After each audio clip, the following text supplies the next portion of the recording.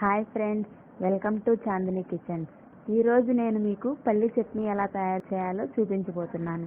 మీరు మొదటిసారిగా మా ఛానల్ను చూస్తున్నట్లయితే మా ఛానల్ని సబ్స్క్రైబ్ చేయండి, షేర్ చేయండి, బెల్ ఐకాన్ను ప్రెస్ చేయండి.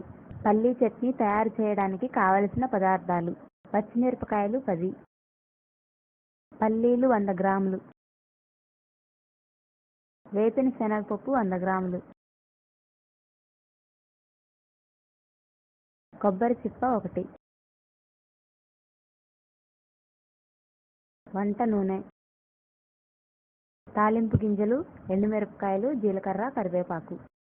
ముందుగా స్టవ్ ఆన్ చేసి స్టవ్ మీద బాండీ పెట్టుకోవాలి. బాండీ వేడయ్యాక 1 గంట నూనె వేసుకోవాలి.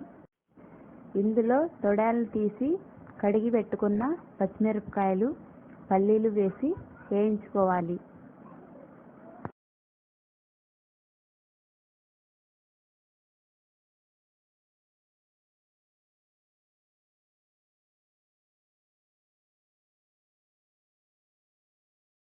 ఇలా పల్లీలు వేగేంత వరకు వేయించుకొని స్టవ్ ఆఫ్ చేసుకోవాలి.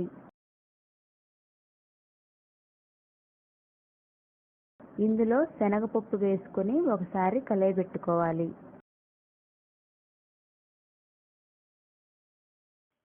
మనం తీసుకున్న కొబ్బరి చిప్పను ఇలా సన్నటి ముక్కలుగా కట్ చేసి పెట్టుకోవాలి.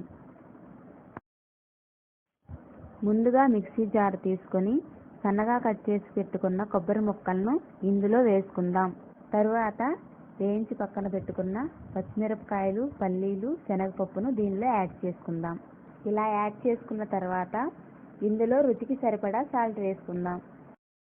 తర్వాత మిక్సీ జార్ మూత పెట్టేసి చట్నీని గ్రైండ్ చేసుకుందాం. ఇలా కచ్చా పచ్చాగా మెదిగిన తర్వాత ఒకసారి మూత తీసి కొంచెం వాటర్ యాడ్ చేసుకొని మూత పెట్టి చట్నీ గ్రైండ్ చేసుకుందాం. మూత తీసి మళ్ళీ ఒకసారి చూసుకుందాం. ఇందులో కొంచెం వాటర్ యాడ్ చేసుకుందాం.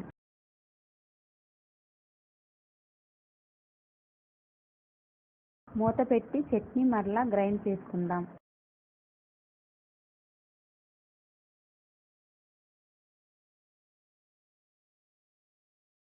ఇలా మెత్తగా మెదిగేంత వరకు గ్రైండ్ చేసుకోవాలి.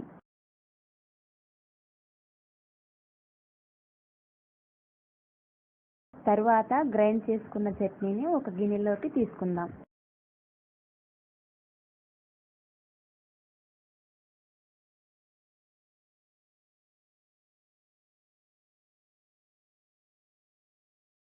ఇప్పుడు స్టవ్ ఆన్ చేసుకొని కడాయిలో కొంచెం ఆయిల్ వేసుకుని తాలింపు వేసుకుందాం. ముందుగా స్టవ్ ఆన్ చేసి స్టవ్ మీద బాండీ పెట్టుకోవాలి. బాండీ వేడయ్యాక 1 గంట నూనె వేసుకోవాలి. నూనె బాగా వేడయ్యాక ఇందులో 2 ఎండుమిరపకాయ ముక్కలు, తాలింపు గింజలు, జీలకర్ర వేసి ఫ్రై చేసుకోవాలి. ఇవి కొంచెం దూరగా వేగాక కొంచెం కరివేపాకు వేసి దూరగా వేపుకోవాలి.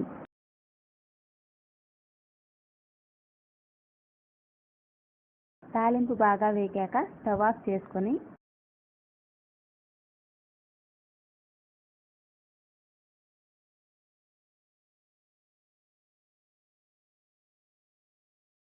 ఈ తాలింపును చట్నీలో యాడ్ చేసుకుందాం.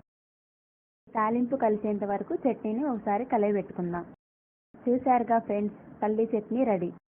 ఈ చట్నీ దోశల్లోకి, ఇడ్లీలోకి, వడల్లోకి చాలా బాగుంటుంది. తప్పకుండా మీరు కూడా ట్రై చేయండి, టేస్ట్ చేయండి.